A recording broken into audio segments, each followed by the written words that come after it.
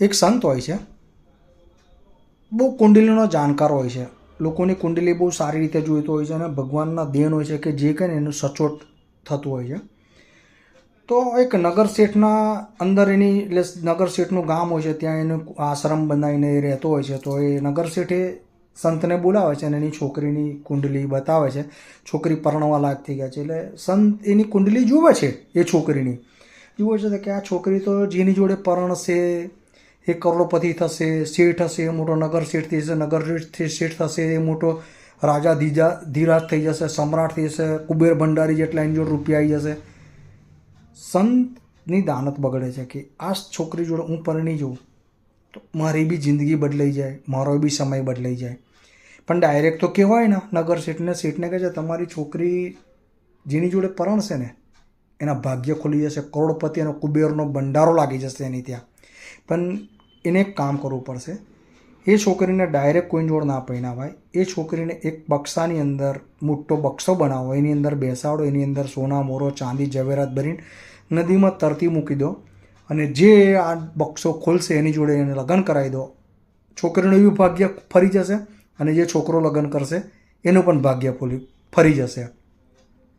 નગર શેઠ એની વાત માની જાય છે કે ભાઈ સંત માણસ ખોટું તો કે ના.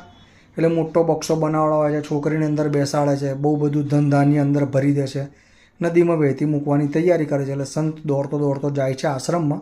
બધા અનુયાયીને કહે છે કે નદીના પેલા કિનારે જઈને ઊભા થઈ જાઓ તમે લોકો, અને જેવો બક્સો આવે એટલે બક્સો સીધા મારા કુટીરમાં લઈ આવજો અને કુટીરને બંધ કરી દેજો. હું ગમે તેટલી બૂમાબૂમ કરું, ગમે તે કરું, દરવાજા ખોલવાના નહીં. જાય છે, બક્સો નદીમાં મૂકે છે, નદીમાં તરતો તરતો થોડેક બક્સો દૂર જાય છે. ત્યાં એક રાજાનો કુંવર છે, રાજકુંવર આરામ કરતો હોય છે. બક્સો જુએ છે, રાજકુંવર બક્સો ખોલે છે, ખોલીને જુએ છે તો અંદર બહુ બધું ધન ભરેલું હોય છે. છોકરી હોય છે, છોકરીને જોઈએ, છોકરી કે તમે કે મારું જે પહેલું બારણું આ ખોલે બક્સાનું એની જોડે મારે લગ્ન કરવાનું છે. એટલે છોકરો એની જોડે લગ્ન કરી નાખે છે. હવે છોકરા ઇન ટાઈમમાં એક અજગરને બેહોશ કર્યો છે, અજગર બક્સામાં ભરી દે છે અને બક્સો તરતો મૂકી દે છે. પેલા સંતના અનુયાયીઓ જોડે બક્સો લઈને જાય છે, સંતની કુટરમાં બક્સો મૂકી દે છે અને દરવાજા બધા બંધ કરી દે છે.